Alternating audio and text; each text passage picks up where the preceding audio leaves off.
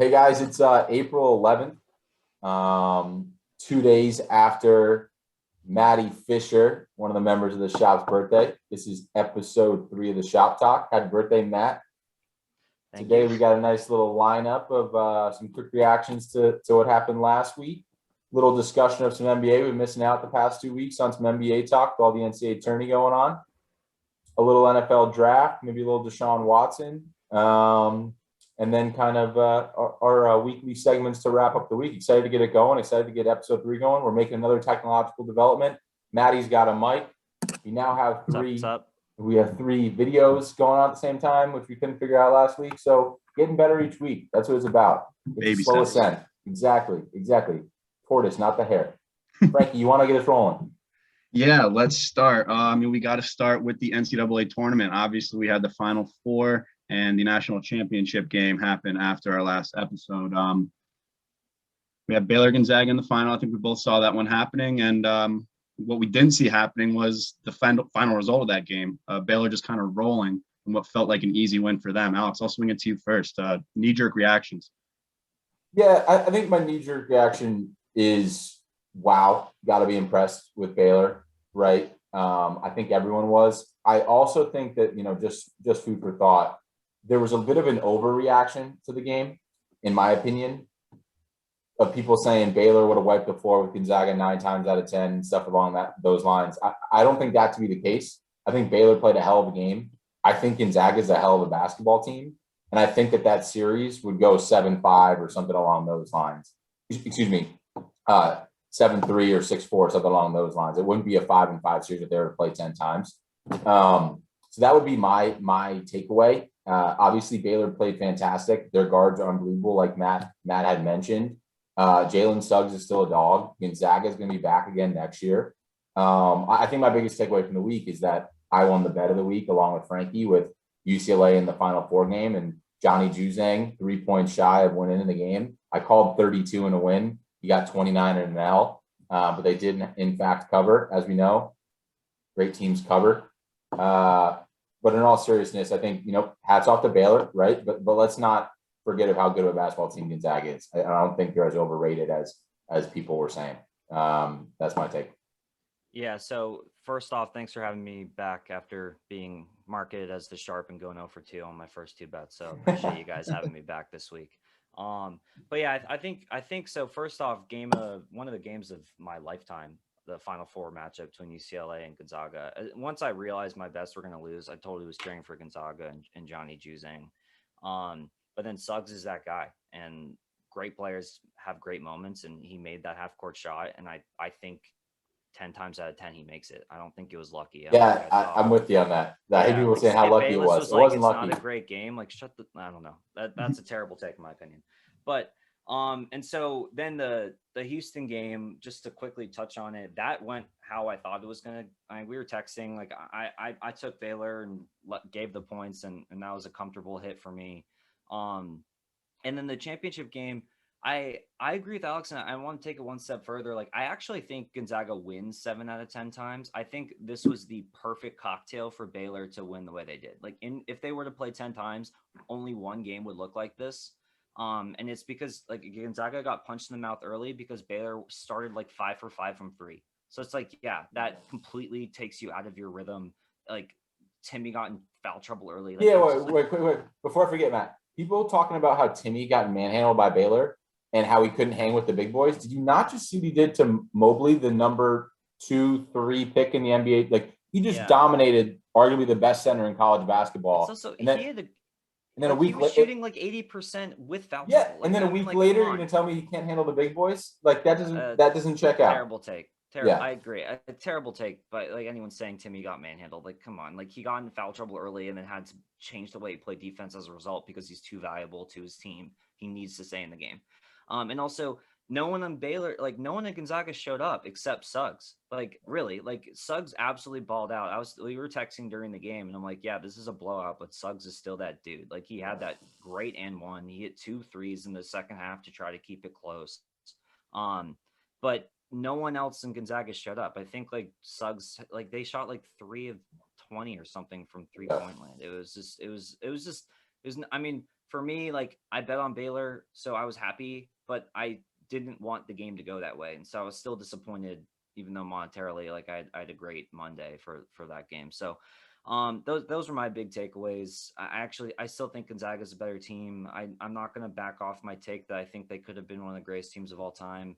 I still think they are one of the greatest teams of all time, and they just got punched in the mouth and didn't recover in the first 5 minutes of that game. And they're kids, so like I'm not gonna hold that. I'm not gonna really hold that against them. Yeah, I think one quick takeaway before we move on here is also past the game.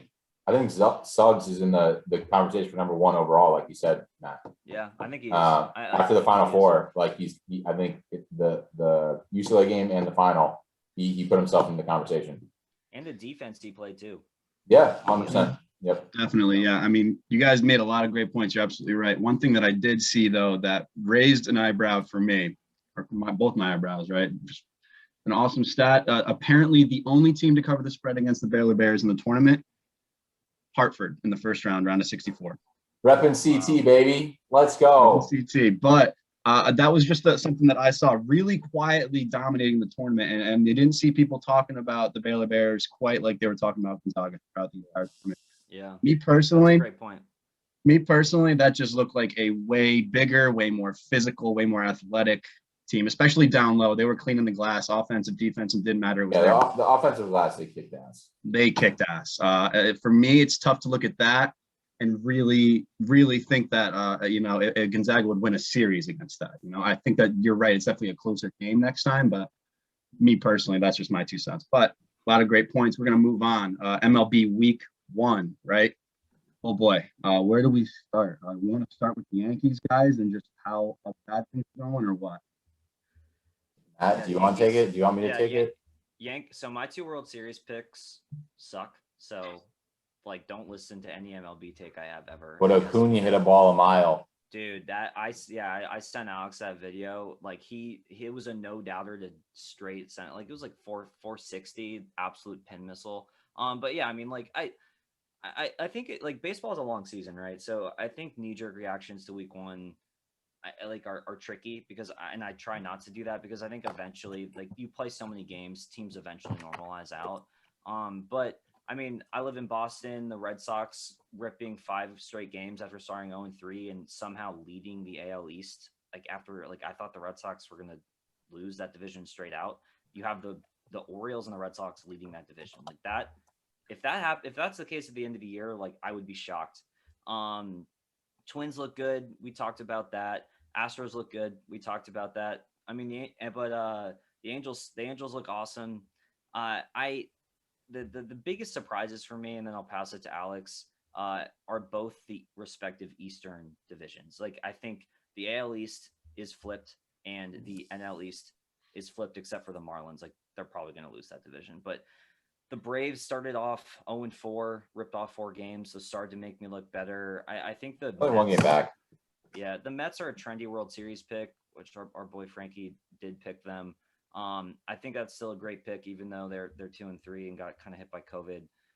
So still a little bit of a wait and see. The good players are starting to play well. And the Dodgers are, like I said last week, as good on the field as they are on paper. And I hope it's not a boring year because the Dodgers have the potential to make it a boring year. Yeah. Quick takeaways is the Yankees stink. I am going to overreact. I'm a Yankee fan. That's what we do. And then a week from now, I'm going to say they're great. I don't quite understand why we sent down Domingo Germán after the start yesterday. If he didn't pitch great, he didn't pitch that bad. So I don't know what that was all about. That's unfortunate, particularly given the stuff he had in the spring and the last time he pitched for the Yankees. One thing I will note is, thank God Fernando Tatis is not actually that hurt. He's just so much fun for baseball, and I'm really happy that he's not out for the season. And that makes that division, I think, a lot more exciting, right? Tatis is around, and now it's Dodgers, Padres going at it. And then I guess, my last takeaway is my Shohei Ohtani sleeper MVP pick. The dude's got 3 dingers, and he's pumping 100. So I'm pretty jacked about that. I really hope they don't make him make a decision. Every night that he can pitch and bat second, I think, is the coolest thing in baseball. So excited to keep that rolling. And it looks like the Angels are trending in the direction of maybe this is the year Trout makes the playoffs. So fingers crossed on that. And he's off to a great start too. So far, loving baseball. Frankie actually had the best call of the week, talking about Mr. Mercedes from Chicago. Yes, sir. I don't know if he wants to take it away, but I will note after he mentioned that the dude continued on a tear and didn't make his first out until after he went 8 for 8. And then after his first out, when he was batting 600, he hit a ball 485 feet to the freaking moon. And he's 28 years old and it was his debut. Like 28-year-old, kind of been in not in like the league, but in farm systems, trying to make his breakthrough. And he finally got it at the beginning of the season. And he has just been on a tear. Like you said, hit a friggin' moonshot to getting his first out, going 8-8. It's just a feel-good story. And it's something that you really love to see. And it's just wholesome, I want to see more stories like that in baseball, just because I feel like baseball doesn't really have too many stories that often like that, but yeah, I don't know. It's a long season, folks. It's a long season. Buckle in. It's long. Urshela just went yard to the Yankees up 3-2. Thank you very much. There you go. Just brief recap week 1 of baseball. We're going to be talking a lot more about that as the season goes on, but we're going to shift into what was probably the biggest game in all sports that we were looking at recently was the Lakers-Nets game, just how awesome a game that was, right? The Lakers, without LeBron, without AD, end up pulling out a victory against the Nets. Alex, I'm going to go to you first. You're a LeBron guy. What do you think about this game? That tweet says it all, huh? Y'all see Kuz's tweet of LeBron smoking the joint and with his do-rag on? They didn't have Kuz. They didn't have LeBron. Didn't have AD. Mr. Durant was minus 13 plus minus. And they lost by 25 to the Los Angeles C Team Lakers, the JV roster. I don't know. I think my biggest takeaway is it's unfortunate it wasn't full strength because I think at full strength, these games are going to be fantastic. And my fingers crossed that 80's back in 2 weeks and LeBron's back in 3. And maybe quick enough so that he can get his MVP back. I don't know. We'll see how many total games he misses. I think it's too far gone. However, what I will say is this illuminates the glaring issue of down low. They couldn't handle Andre Drummond. He was an absolute monster. Obviously, the Nets acquired Aldridge and Blake Griffin, but those guys aren't bangers down low. Like their job isn't to enforce and play defense and protect the rim. It's at this point in their careers, they're both more finesse players. Blake's shown some explosiveness again now that he's back in a competing situation. But I definitely think it illuminates some issues. And then I also think on the flip side, like as excited as I am, let's pump the brakes. It's one game in the regular season. I'm sure the Lakers lost a game to the Rockets. I'm sure the Nets have lost a game to the Magic or the Wizards or whoever. Like, let's relax. Let's not overreact. I'm not gonna lie, they're humans, right? Like the Nets probably didn't get up. They didn't play Kuz. They didn't play LeBron. They didn't play AD. And they got smoked. They got handed it. They weren't there to play. The Lakers showed up and they kicked their ass. End of story. Yeah. So I'm going to rewind one game to the Nets Pelicans game where KD returned, and I watched that game, watched Kevin Durant go perfect 5 for 5. I sent you that. The box entire score. Team shot above 50%. It was egregious from the field, except like Luwawu was the only guy who didn't shoot above 50%. So I think what the Nets can do offensively is still terrifying. I think their deficiencies in the post were just put on display last night, and the Lakers took full advantage of it. I mean, it's really fun. So we're gonna get into this, but it's really fun for me to see players who just we know are good but are in terrible situations finally get an opportunity to like play. And it shows me so much about how sometimes basketball is just a job and sometimes they love it. And so like Blake Griffin played in Detroit for the past 2 years because it was his job. He's now playing basketball because he loves basketball. which you haven't seen since he was in LA. And then same with Drummond, like which wait, by the way, which is evidenced by his 2 dunks that he hasn't had in 2 years. exactly. He's dunked Yeah. 5 times in 6 games Yeah. and hadn't dunked in 2 years prior to that.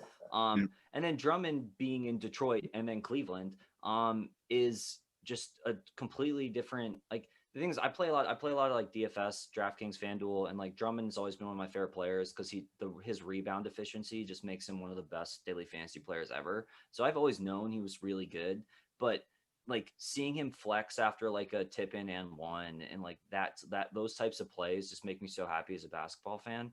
We can get into whether or not we're going to get into whether or not it's good for basketball that Drummond ended up on the Lakers, but as a fan, it's really exciting for me to see that. And again, like, not being knee-jerk reaction, I am going to be a little bit knee-jerk reaction. I think the issue with the Nets is their defense and is their presence inside. And the Lakers have, when healthy, Anthony Davis, Andre Drummond, and LeBron James. Like, no one on the Nets can guard any of those 3 players. And when they're all on the court together, unless they are shooting 60% from the field, they're not going to keep up with the Lakers because there's going to be no second opportunities. They're going to crush them on the boards, and they're not going to be able to go inside. And so it's going to require Kyrie Irving, James Harden, and Kevin Durant to shoot really efficiently from outside.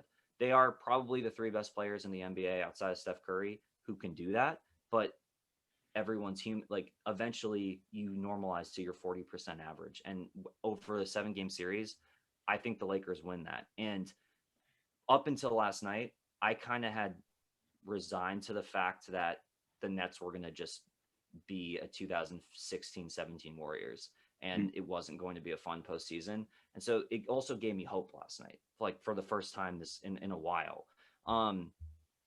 With that being said, I think James Harden is the best player on the Nets in terms of how well they can play. Kevin Durant's their best player, but what he's the most valuable to the most valuable outcome of the team. The rest of the Nets play so much better with Harden on the court because his just ability to like vacuum the defense around him and his willingness as a passer since he's moved from Houston. It's one of the most incredible kind of transitions I've ever seen in the NBA. He went from being the NBA's leading scorer to the NBA's leading assist, and leading the NBA in assists and loving it, and only shooting 11 shots per game, like after shooting like 30 in Houston. So it's a long-winded way of saying, like, I think it's a bigger deal than just a regular season game. With that being said, let's wait till Harden gets back, because I think the best version of the Nets is when Harden's there. Obviously, the best or let's wait until LeBron and AD get back. Obviously, but the thing is, again, what I take from this game, I don't think like they're better players doing it when they come back, but the style of the game doesn't change that dramatically for me. Like, the Lakers are going to win inside and have good shooters outside who are going to get open looks and they need to knock them down. Like, the Nets look different with Harden. And so that's my biggest. So I think the Nets got exposed. I don't think that should be taken lightly. Their saving grace, if you're a Nets fan, is that the offense is much better with Harden. And so that was kind of my takeaway from last night. I don't know if you guys saw the altercation in the third between Dennis Schroeder and Kyrie Irving. I don't know exactly what happened. It looked like Kyrie was, I guess, getting a little too physical, and Dennis Schroeder was upset because fouls just weren't being called on that all game. What do you guys think about that? I mean, that's obviously playing a factor in why the Nets lose. I mean, Schroeder kicked his ass. He kicked his ass all night. Yeah, beat him up. Man. Like, that's the guy we've been looking for. Mm-hmm. Like, we've been looking for that all season long, and particularly we were looking for that when LeBron and AD went down and we were questioning it. Like, he showed up last night. He played 20 minutes and scored 19 points. Yeah, definitely. He played an absolute beauty of a game, and I love him getting Kyrie. Kyrie, he's a hell of a basketball player. He's a bitch. Yeah. Like, just like put it bluntly, like he's not. He is a weird guy. I don't think he's ultra competitive. I think he does it more for the job factor that you said, Matt, and the notoriety. Personally, I think he thinks it's more of a social thing than it is like for his passion for playing basketball. Like, I'm all for sitting out games for racial injustice and stuff along those lines, but that's not what he was doing. Like, let's not get it twisted. Like, let's not give him, it's gotten to the point now where we can't,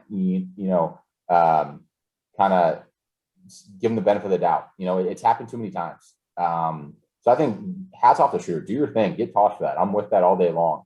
And to that end, on guys that need to step up, and I guess kind of off the Kyrie rant that I was just on quickly, like, no one's talking about, we're going to talk about the buyout market. Like, no one's talking about Ben McLemore. The dude had 17 last night and was 5 of 10 from 3. Like, if we get that, by the way, like, he hasn't been a great defender, but has all the capability to be a great defender. And when LeBron and Anthony Davis are telling you to defend, it's a little bit different of a slap in the ass than from whoever the heck was telling you prior. You know what I mean? So watch out. Yeah, I mean, I don't know so again, rewinding one game, I don't know if you guys were watching the Lakers Heat game before the Nets game, where Schroeder had the play where he's running back on defense, falls down. I think Butler's bringing the ball up. He stands back up, knows Dragic, and like gets back in front of him after falling down and takes a charge. And whoever the TNT announcer goes like, that is Schroeder in a nutshell. Like, that's the type of player he is. He's scrappy. He's going to get in your face and he's going to play physical defense, and he's going to then take a charge and piss you off even more. And so, like, I love that from him. I think playing with Chris Paul in Oklahoma City last year grew up wonders for his career. I mean, because like who better embodies that scrappy physical guard than Chris Paul? Like, he's probably, like, if you think of one player ever, that's probably the person, at least our generation, you think of. And so learning from that player, then going to LeBron James and the Lakers, like, two individuals, Chris Paul and LeBron James, were just winning, and greatness goes where they go. I think that is that's the type, like, the last 2 games, like, that's the Schroeder that, like, I expected to see, and he's starting to play that way, which is incredible news for Lakers fans. And I agree. Like, I'm all for mental health. Like, I really feel strongly about that. And if he's taking games off because of mental health, like, I lean towards giving him the benefit of the doubt. The issue is that Kyrie Irving has used up all his political. Yeah, exactly. That's exactly what it is. He's just just exhausting.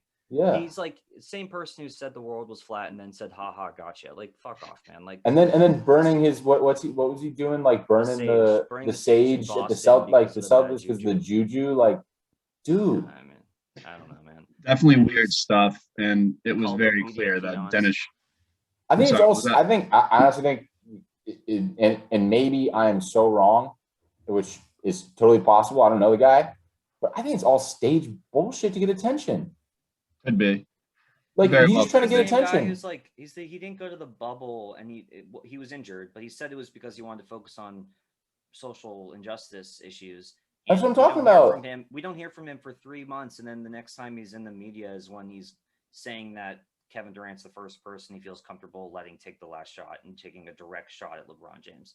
It's like, dude, we haven't heard from you. Like, everything he does is to garner attention, man. Everything he does is to garner attention, and it's almost to draw a parallel to the NFL. It almost feels a little bit like Odell Beckham Jr. with his off the court antics, a little bit of a diva, and trying to stir the pot more. But I think Kyrie's a whole nother level, and I'm a huge LeBron guy, and like, obviously he's a massive part of why LeBron got that arguably the best championship in NBA history, right? Like, that 3-1 comeback, and he's an unbelievable basketball player. But he is just not a dog. He just, like, is not, like, he just doesn't. And he made that big shot, and he's clutch and everything on the court. Stud. Off the court, just not my cup of tea, man. I think we're all on the same page with that. Yeah. What's up, Matt? I mean, he wants to be Kobe, and he just isn't a Mamba. Like, I don't know. Like, he doesn't have the. Yeah, and like, on the court, he does some things that are very Mamba-esque, right? But Kobe wouldn't be doing those things to bring attention to himself, and he certainly wouldn't be taking games off for any reason that isn't paramount to his health. Yeah. Agreed. So I just want to use this game, right, to transition into something that we were talking about, something we want to spend a little time talking about, is the buyout problem, or rather what we think is a problem, and Jalen Rose called a problem for the league. Obviously, you had the Nets making, big pickups with Blake Griffin and LaMarcus Aldridge that they kind of found through the loophole. What do you guys just thoughts on that? Yeah, so Jalen Rose last night, I think it was during halftime, said that the buyout market was quote unquote terrible for the league. And so I'm going to contradict what I said earlier about being excited about Drummond being on the Lakers. I think in that same vein,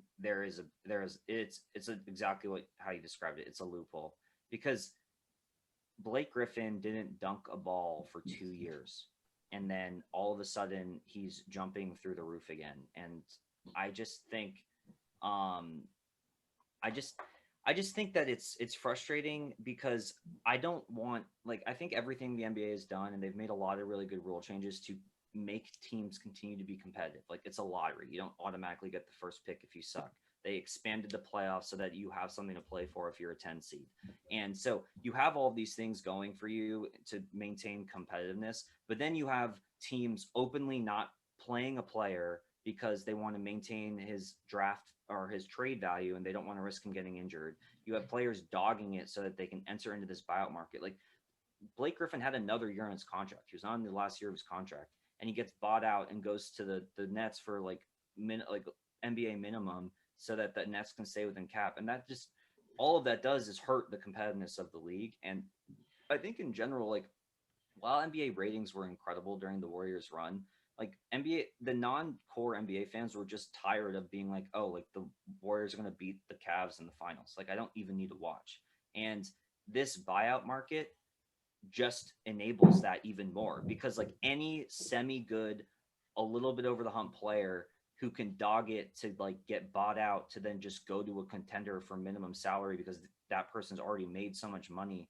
Like, that isn't fun for me as a fan, where, like, I'm hoping, like, we're going to get into it, but, like, I'm hoping that, like, it's not a scripted Lakers Nets finals, and I'll be excited to watch that finals. But, like, That'd be fucking there's sick. 2 months of playoff basketball. There's 2 months of playoff basketball before that moment, and I Mhm. want there to be some suspense. And if, like, the fact that the Nets got Aldridge and Griffin in the same like free agency period is insane to me. And so I agree with Jalen Rose. I think the NBA, which is a very progressive and willing to change rules quickly type league, I think they're gonna find a creative way to make sure that players are incentivized to continue to play hard and aren't going to just use this loophole thing to pull, like, I mean, James Harden, Blake Griffin, and LaMarcus Aldridge all dogged it and ended up on the Nets with Kyrie Irving and Kevin Durant. Like, how did I that to me, there's a problem there.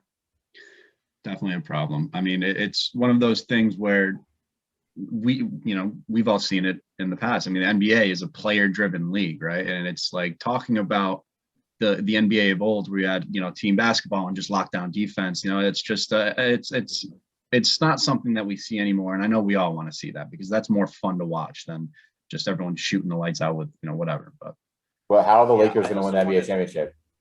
They're going to before- play lockdown defense and play team basketball.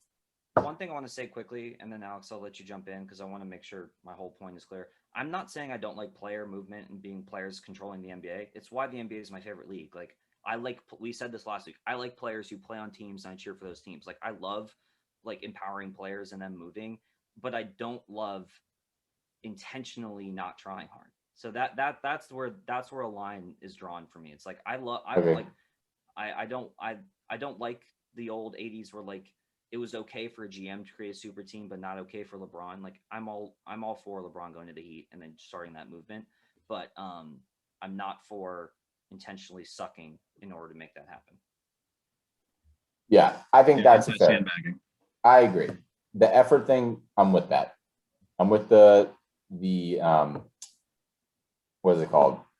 Load management. I'm not with that either to an extent. Like, yes, LeBron maybe shouldn't play 82 games. He should play 75, right? Like, that's one thing. But then when you're talking about 65 or 60 over 82, like, I'm not with that. And that goes right into the buyout of guys on shitty teams or underperforming teams that haven't won in a while and are basically saying, hey, I want out of here, buy out my contract, and let me go piggyback off a team that's going to win a championship. So I have a problem with it as well. I think it's a massive loophole. I think it's, like you said, incentivizing really good players who may be a little bit past their prime or not in great situations to give less than stellar effort and ultimately get themselves to a situation that's more competitive. However, I want to play devil's advocate. If you're going to tell me that an NBA Finals with LeBron James, Andre Drummond, Anthony Davis, Kyle Kuzma, Dennis Schroeder, Montrezl Harrell on one side versus Kevin Durant, LaMarcus Aldridge, Blake Griffin, James Harden, and Kyrie Irving on the other side isn't super exciting and isn't going to be a whole lot of fun to watch, I think you're kidding yourself. Like it's the East versus West All-Star game to an extent, or as you know what I mean? Yeah. Or like I think that's, and I agree what you're saying is correct, right? I'm not disagreeing with there shouldn't be in the NBA the ability to or a rule that incentivizes poor effort. And it does limit the parity. Like, for example, if Drummond doesn't end up on the Lakers and it's just AD and LeBron, and then the Nets added Blake Griffin and LaMarcus Aldridge, like you can go to my Twitter, like I was like the season's over, like it's a wrap, like hang it up, like it's a wash. Like they have 5 All-Stars, and not just 5 All-Stars, like 5 All-Stars with over 5 appearances in the NBA All-Star game. Like it was disgusting. Like I don't think that's right, and I think they will address it. But I also think that there's an element of like it's gonna be fun to watch, and like let's also not get twisted either. NBA free agency to an extent in a whole is a small derivative of the buyout market that we just saw, right? Like Montrezl Harrell signed for far less money with the Lakers because he wanted to play with the Lakers, right? And he wanted to play with LeBron, and he wanted to potentially compete for a championship. Rondo signed for the minimum 2 years ago. Same reason. He got his money this year, but he didn't 2 years ago and could have gotten more money elsewhere.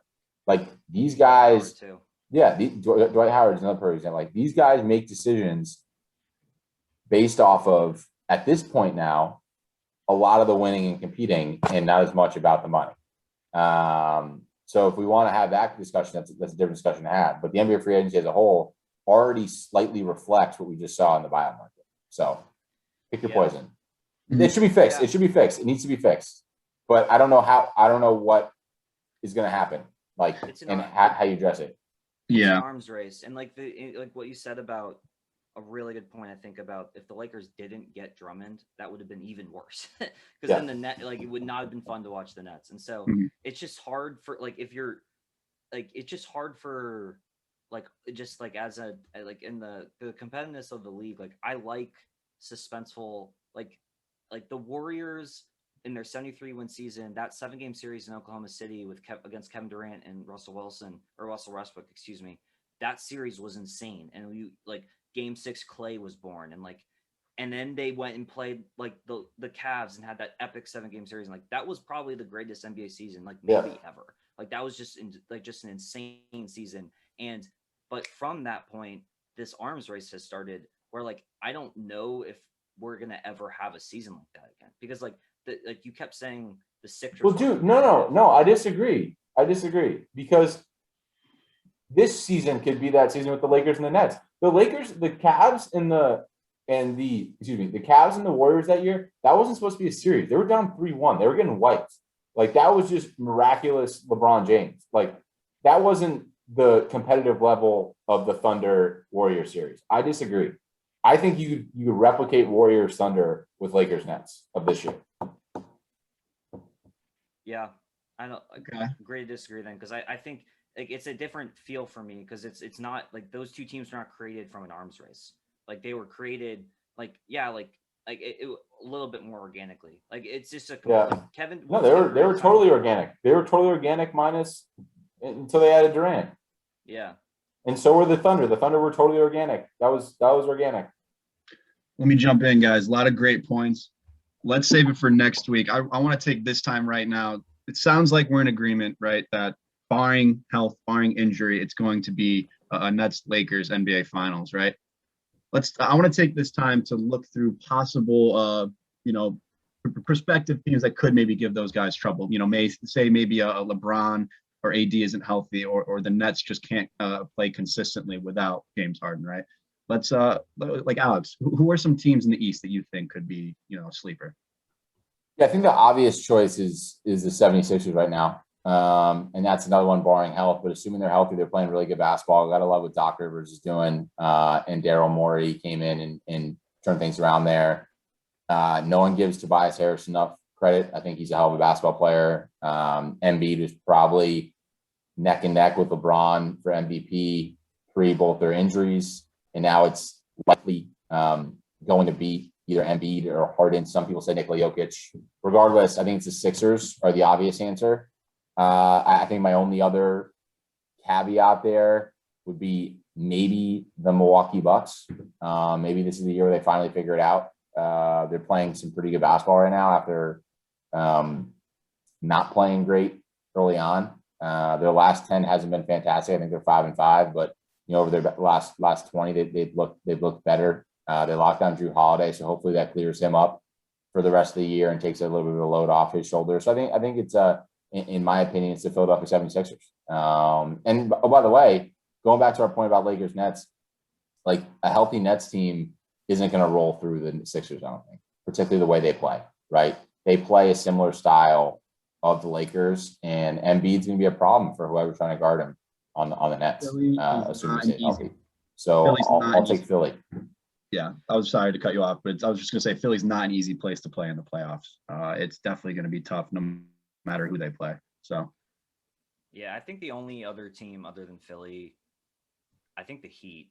Just, I know they're sitting at 6, but since the beginning of the season, we talked about this actually, I think last week, about how the bubble like had a larger impact on this season than I think people recognized, which is why the Lakers are hurt, why the Heat got off to a slow start, and why Denver got off to a slow start also. And I'm about to touch on Denver, but I think with Jimmy Butler healthy and a healthy Heat team could make an interesting second round series with either the Nets or the Sixers, and especially if Duncan Robinson and Tyler Hero are shooting well, and if Goran Dragic is healthy. So that, and then Bam Adebayo obviously is a stud. So I think that's and Victor Oladipo.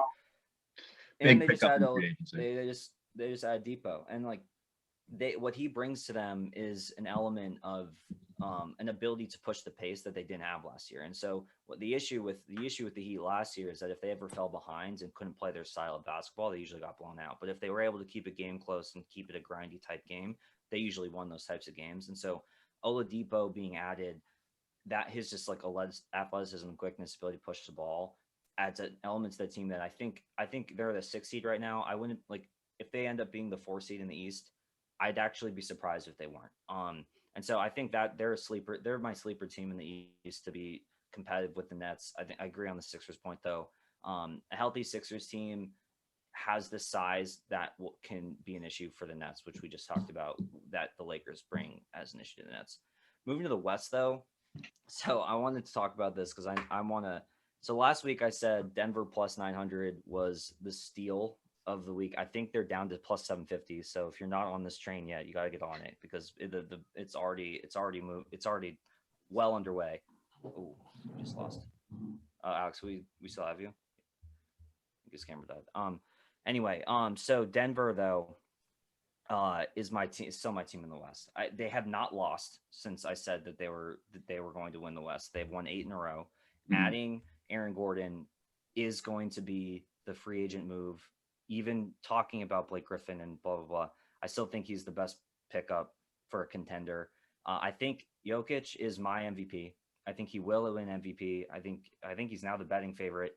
I think he will win MVP, and I think once we get into the playoffs, Jamal Murray turns into playoff Jamal, and they're going to be a very difficult out for any team. And so, as I think about teams that can disrupt the Lakers Nets collision course, for me, it's mostly in the West. I think the Lakers are more vulnerable than the Nets are, and I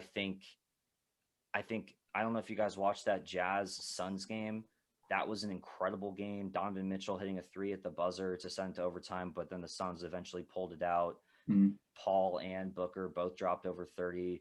Booker is just an absolute animal. So those teams I think are really competitive too. And then there are the Clippers are there. They looked really they blew out the Suns like the next day. So I think Paul George is balling. I think he has a chip on his shoulder, and I want to see him succeed next playoff, like in these playoffs.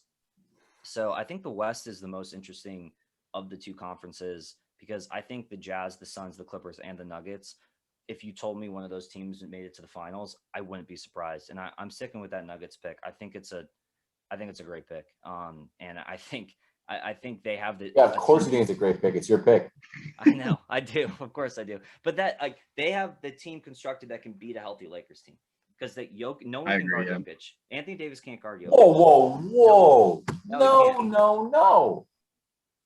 He can't guard him. I know they played last Western Conference Finals, but with the that was after 2 7-game series where they're just absolutely exhausted. So now we're backpedaling saying because he was tired. Yeah. I don't think he can. I do not think anyone can guard Jokic in the NBA. He is so awkward, but has. So who's guarding Anthony Davis? I'm not saying that he can guard him, but I'm saying a team that can constructed to compete with the Lakers, like they're gonna bang down low, and it's gonna be a. Jokic doesn't bang. Like let's let him get it twisted. He doesn't bang. Yes, I don't know about that one, Alex. He literally just leans on you and then does this little slip move that you think he's falling down, but he's 300 pounds and you get out of his way and he actually has complete control of it. And you can either lay it up or like dish it to 3-point shooters who are incredible. Let's not forget that you can take away the scoring, right? If you're, like an athlete like Anthony Davis, but you can't take away the playmaking. He is such a great facilitator down low. It's on. I agree with that. That's different than one-on-one guarding. Those are two different things.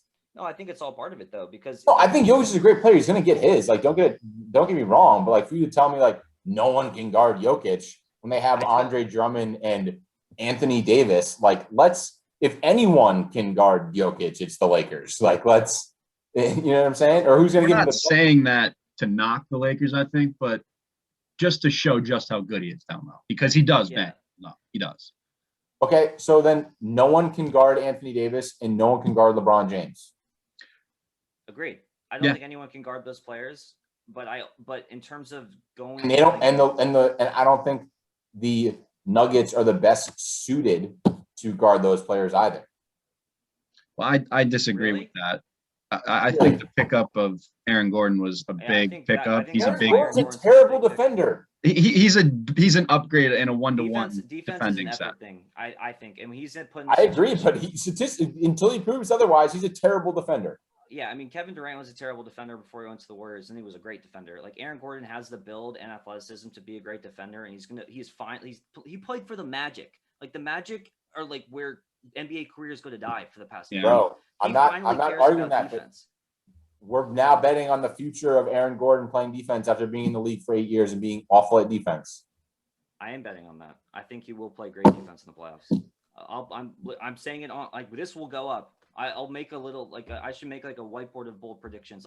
I'm doubling down on my Denver pick. I'm not saying the Nuggets stink. I'm not saying that, but I'm not saying you are saying that, but I do think that he will play great defense, and that will be a 7-game series if they meet up. They're 4-5 right now. Right now they play in the first round. Like that might be the best first round ever. Mm-hmm. They're 4-5 because the LeBron and AD aren't playing. You're right. I know. But that doesn't matter. We're just talking about where they are in the standings. Who do you think anyone in the West can compete with the Lakers then? Or a healthy Lakers team? Yeah. Honestly, I think the only team that could is the Clippers if we get the old Clippers, like the Clippers that we all thought we were going to see 2 years ago. That's the only team. And by compete, I mean like really have us sweating that the Lakers are going to lose. That's the only team. Like if Kawhi is Kawhi and Paul George is the Paul George we thought came over from Oklahoma City, like, yeah, that could be an issue. Like that scares me. Like I still have nightmares of opening day, pre-COVID. I'm not worried about Phoenix. I'm not worried about Utah in a 7-game series. And I think maybe Denver is the next best competition, given all that you said, Matt. I really think the sleeper is actually Michael Porter Jr. I think he is unbelievable in terms of upside, and he can dominate a series. And he's a guy that, if you're the Lakers, I don't know how you guard him.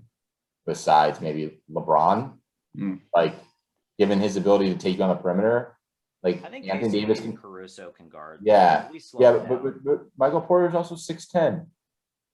Yeah, he's an offensive freak. Yeah, like I didn't realize he was 6'10". Yeah, Holy shit. yeah.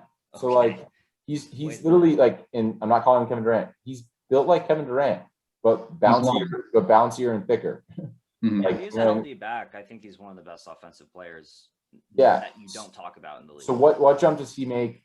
Like, we also didn't even mention Jamal Murray. Like, I know that you picked the Nuggets and that's your pick, and I think they're good. I'm echoing that, right? But I think a healthy Lakers team is not going to be contended with. I actually think they contended with more than the Nets do in the East, but that's not saying a whole lot. You know what I mean? I really don't. I wouldn't. Yeah. If you told me they got to the NBA Finals without playing a 7-game series, no surprise there. All right, I want to move on, right? I will say before moving on, you said you're not worried about the Suns. I don't think that they compete with a healthy Lakers team, but I think the Suns are a team that are a lot better than people will give them credit for. They're one of the best teams on the road in the NBA, if not the best. Chris Paul's playing great basketball. He's 6th, I believe, in the league in assists, and Jay Crowder is shooting a similar clip from 3 that he did his last year in Boston, which was his best year. So I think there's a chance that they could have a little bit of success, maybe make a little bit of a run. But let's move on. We want to talk NFL first, new developments, and Alex, let me swing this over to you. Yeah, I'm pretty jacked. I'm gonna start bragging about Taven Collins. It's as good as it gets. I told you guys he was gonna be a big pick. They had him falling down to 32 in McShay's latest. That ain't gonna happen. Mina Kimes was talking maybe him going to 12 instead of Micah Parsons for the Eagles. Talking about his tape and how it's just him flying around and everywhere you look, he's making plays side to side. So I'm pretty excited about that. That being said, and I think Matt's going to touch on this, I'm a little bit disappointed in all the anti-Justin Fields talk, and I can't put my finger on why it is the way it is. First, there was the discussion of him not being able to get past his first read, which Dan Orlovsky pretty quickly shot down. Then there was a talk of effort, which is just like a load of baloney that was then quickly shot down from his coaches. And then they're like, well, Trey Lance and Zach Smith, they have like this unbelievable athletic upside, and Mac Jones is a better fit in the Niners system because he can plug and play right away. So let me quickly touch on all those. One, Mac Jones fitting, the only argument you can make for Mac Jones in the San Francisco system is that they're going to start Jimmy Garoppolo and he's going to continue to be a starter forever until he gets hurt. And Mac Jones is the best rookie to walk right in and not let them miss a beat because he's played an NFL offense at Alabama. That's the only argument you can make because his learning curve is going to be the shortest. Okay. If you're going to talk about who's a better fit, just pure play offensively, Justin Fields is way more athletic. So he's better at rolling out and booting, which is what Shanahan loves to do from a pure quarterback skill set, taking the mental out of it perspective, right? Okay. So that's Mac Jones. Then you want to talk about upside with Trey Lance and Zach Smith? Sure. They have phenomenal upsides. But if you want to talk about athletic upside and who has the highest ceiling, it's Justin Fields. Like, so if we're going to play the upside, who has the biggest ceiling game, then why aren't we picking Justin Fields for both those guys? He has bigger upsides based off athletically than the other two, in my opinion. Running, jumping, throwing, like whatever you want to call it, his athletic upside is greater than Trey Lance and Zach Smith. And he's a better fit schematically than Mac Jones is, unless you're telling me they're drafting him to be Jimmy Garoppolo 2.0 when Jimmy Garoppolo inevitably gets hurt. So that's my take. Yeah, so I saw this week, and I thought you'd appreciate it. So I think it may have been Cowherd, I'm not sure who it was, said that the 49ers trading up to take Mac Jones would be like the Bears trading up to take Trubisky, and not picking Deshaun Watson and then having him back up. Yeah, and so I agree. I think the Fields hate is overblown, and I mean, I'd personally love to see, like, I think McShay had him going to the Patriots. I'd love to see that happen. I think that'd be really interesting for the NFL if Justin Fields somehow managed to land in New England. But I think it is disrespectful that other names have the fact that Fields has somehow fallen to the 5th quarterback off the board, where really you can make an argument he should be the 2nd one off the board. But I think all your points are well taken, and I think if Mac Jones is going 3rd, I think it has the potential to be a Trubisky situation. He was a starter for 1 year and played with Devontae Smith and Waddle. Like anyone, I can barely And Najee Harris. Yeah, and Najee Harris, who offensive you line. can just hand the ball. I can barely throw a football 25 yards, and I think I'd have some success in that offense. I don't know. So I agree. I think what's interesting also is just how much love Pitts is getting, especially I feel like the media, larger media outlets, are listening to our podcast because Collins and Pitts both absolutely exploded post our podcast. Yeah. But I think someone was saying if Pitts moves, Pitts could be talking into being a top 3 pick or something like that. I don't think he's that good, but the earliest he goes is 4. Yeah, I think so too. I think I saw a recent mock that had Sewell going 4 though, and then as a result he ends up falling out of the top 10 based on team need, which I think could be. If he falls to Carolina at 8, the Panthers have to take him with the Darnold move. I think you make that offense is young and disgusting. What do you guys think of that trade? I liked it. I felt so bad for Sam Darnold, and this is me being a little bit of a softie, but I thought he got such a bad rap, and I still think he has such great upside. And I really hope that Matt Rule can help him kind of rejuvenate his career. Which it's Joe Brady, right? He's the dude from LSU that's now the OC there, who was Burrow's OC. I really hope Darnold has a hell of a year, and I hope the Panthers are good. I think the Panthers would be cool if they were good. Let's frame the situation like this. Sorry to cut you off, Matt, but what the Jets did was they drafted Sam Darnold, right? They threw him into the fire. They said, here you go, figure it out. They gave him the quarterback whisperer in Adam Gase, who then proceeded to take all of his weapons away, basically put him in an even bigger dumpster fire where he wasn't able to succeed. And now you have the Jets primed to do the same exact thing, right? I mean, I hated the fact that the Jets traded him away and they didn't even get a first for it, right? And if I'm the Jets, I'm doing exactly what the Dolphins did. I'm just trading back and building around him. But I don't know. This just looked like real bad deja vu. And I feel terrible. I actually found him Dolphins. I want to drink their tears, but it just looks like it's going to be more of the same. Yes. Yeah. I mean, I was happy for Darnold to get out of New York. And I think the Panthers were competitive last year. Mm-hmm. And I think what's interesting is Teddy Bridgewater is a good starter, but I think we talked about last week, but he's you know what you're going to get with him, and it's going to be an 8-8 starter. And if you have a good team around him, it's the Vikings the year that they missed the field goal against the Seahawks in that Tundra game, where they probably should have been a little bit more competitive because of their linebacking core. So it's you get a good team around him. They're a 10-6, 11-5 team. But other than that, he's not putting you over the top. And I think with the weapons in Carolina, DJ Moore, Robbie Anderson, Christian McCaffrey, obviously, maybe you get another weapon or try to bolster the defense with their 1st-round draft pick. And that, I think that all of a sudden becomes a kind of interesting team in a very competitive division. But with the Falcons and Saints maybe not being as maybe the team in the NFC South that competes with the Bucs is actually a Sam Darnold-led Panthers, and they actually come in second and maybe squeak out a wild card. I think that's Kyle Pitts too. Yeah. I definitely don't hate that at all. That's actually so. Write that down, Matt. Write that down. Another one. I don't think that's a hot of a take. That's not that hot of a take. I'm not giving you credit for that. It's not a hot take. Oh, boo. Okay. Poo. Take then. Are you putting your hat on Jameis Winston and Taysom Hill really leading the Saints? No way. Okay, so what is the Taysom Hill's contract? What is what's the term used?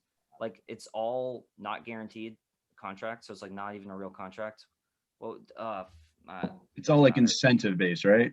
Yeah, it's not. It looks like 140 million, but it's actually not at all. Yeah. But it's a way to save them cap room.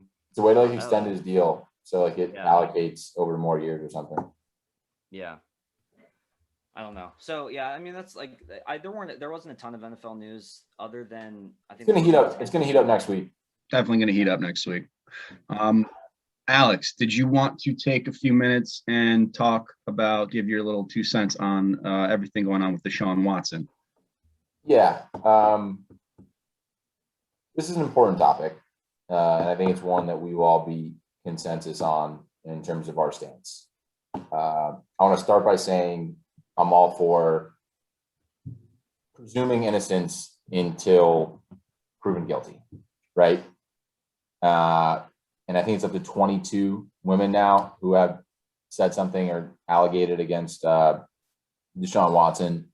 And it got to the point this past week where multiple women actually showed their faces and came out and spoke.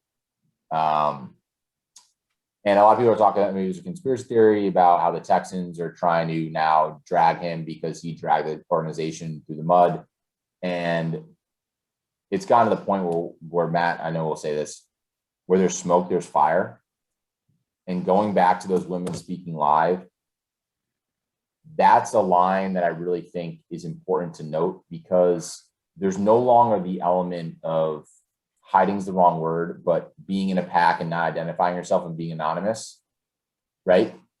And coming and exposing themselves and putting their reputation on the line, altering the rest of their lives. Because now everyone knows that you are one of the women that are accusing the Deshaun Watson of sexual assault or sexual misconduct, right? That is really eye-opening to me and makes it really difficult for me to side with anyone else besides those women. And then on the more technical side, let me backtrack.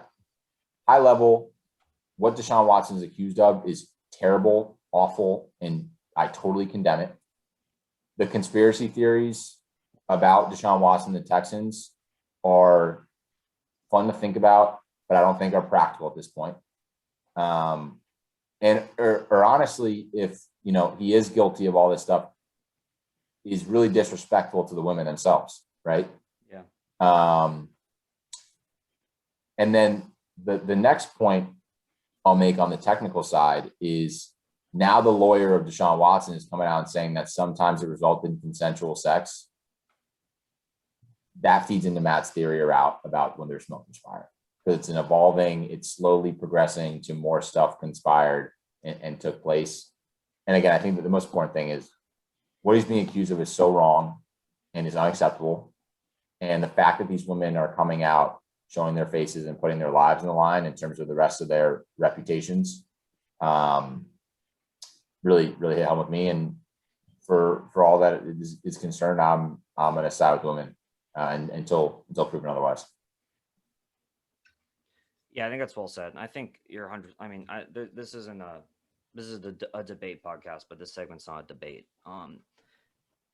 So just to echo some of your sentiments and also say a couple more things. So I think, I mean, when you hear the details about it, where he would make women sign an NDA and stuff like that, it's like this was premeditated, like allegedly. I'll use allegedly because we don't know all the facts, and I'm not going to pretend like I'm going to let the justice system do its thing. But allegedly premeditated with a signed NDA stuff.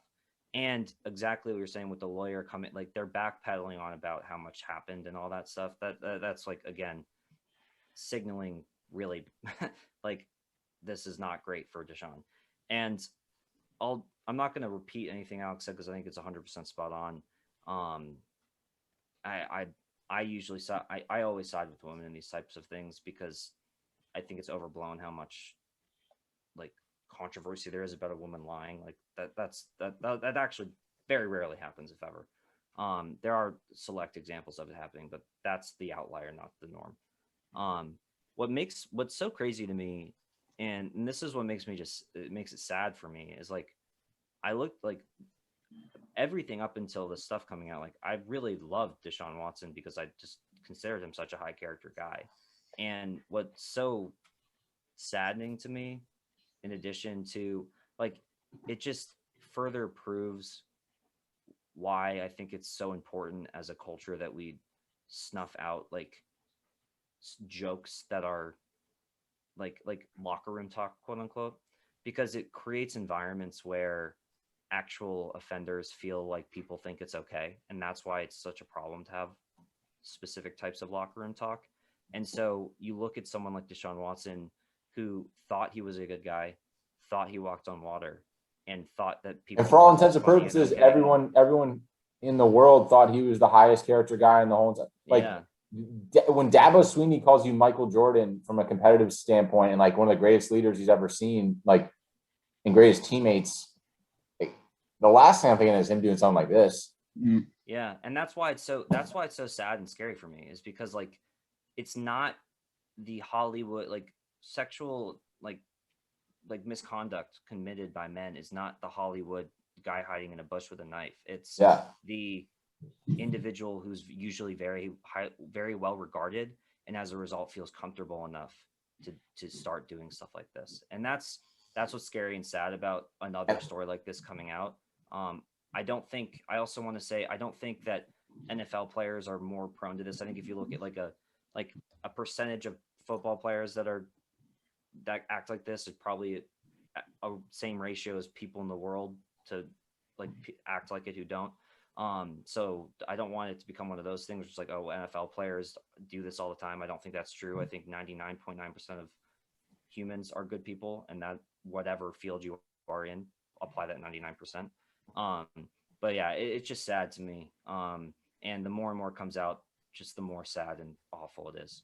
Yeah. I don't have anything else. Yeah. Don't need to spend any more time on that. Really terrible situation. And we're gonna, like we said, we're gonna let the law do its work, do what it does.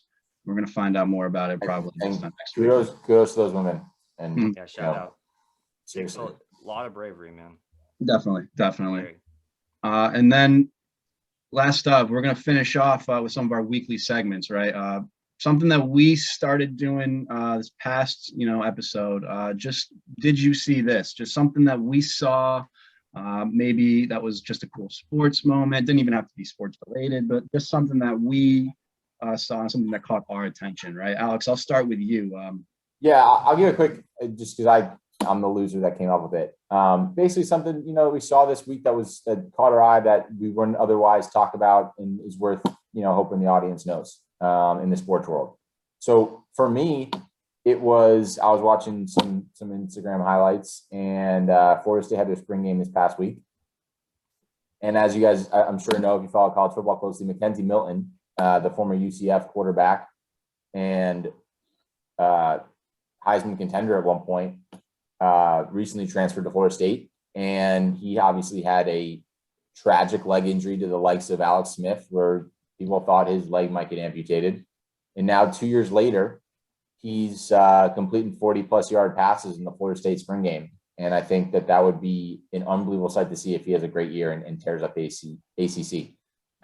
So that was a real feel-good moment for me. And hats off to Mackenzie, and shout out to him. And at a higher level, I think Alex Smith inspired a lot of people to keep going and keep fighting when shit looks bad, when shit hits the fan. So that was cool. Made me feel good.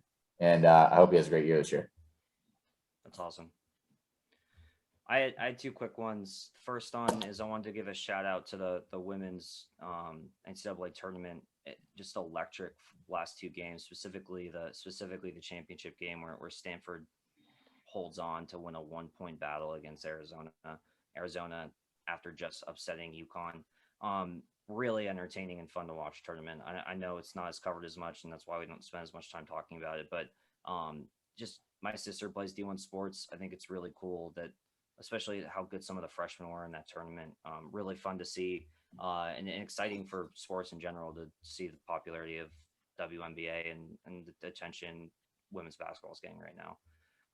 And just a great game and great basketball. The second one I wanted to quickly touch on is yesterday was, I think, the anniversary of Andre Ingram scoring 19 points for the Lakers back in 2018. And I think piggybacking on something we talked about last week about how G League is really starting to move to become a development league.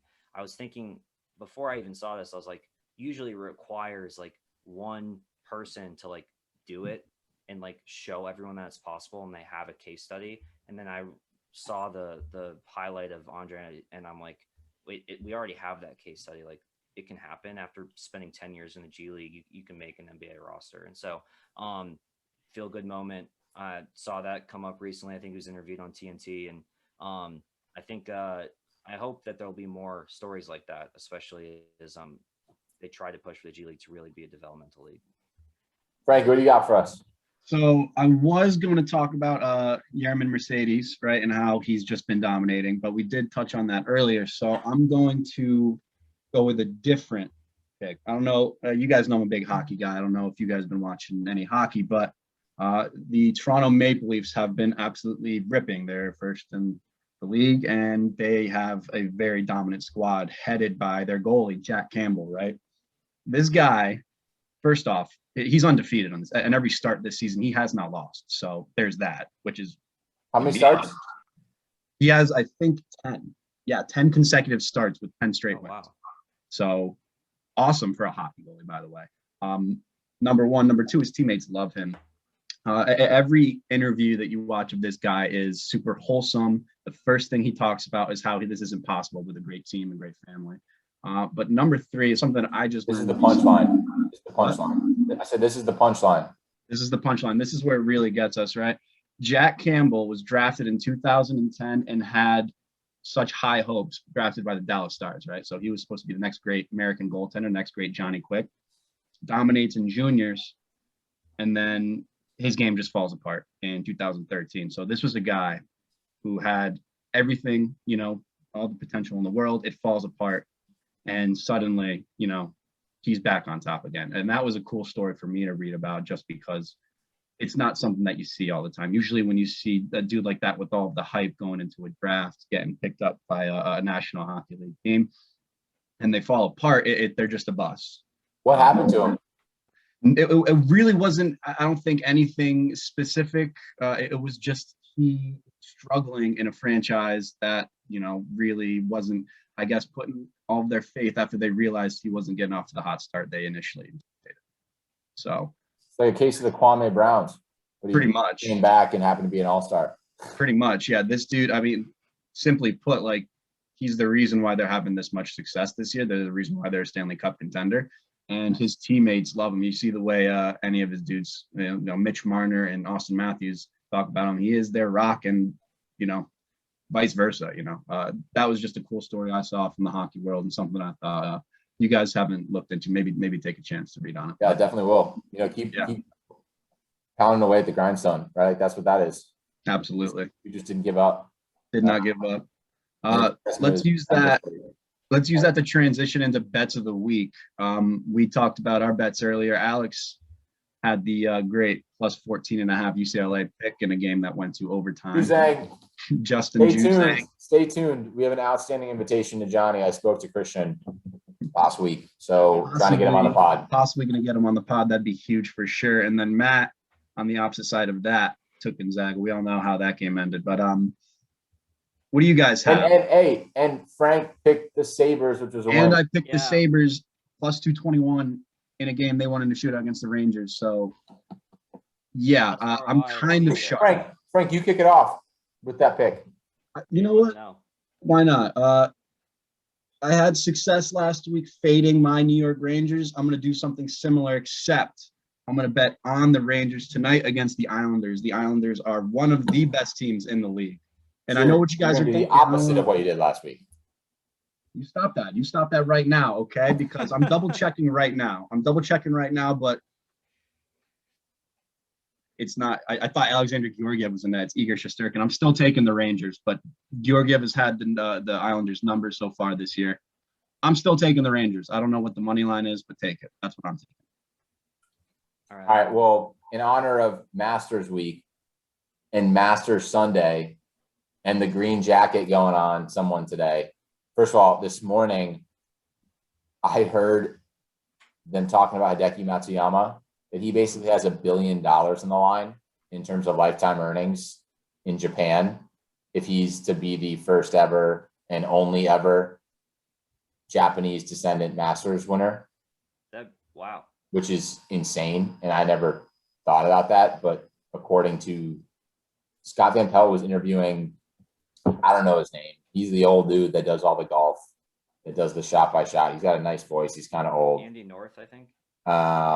Andy North, maybe. Yeah, that sounds right. He said he got $1 billion on the line. So in honor of that, hammering Will Zalatoris, who's 2 under right now and 1 shot back as we speak after Matsuyama bogeyed the first hole at -9.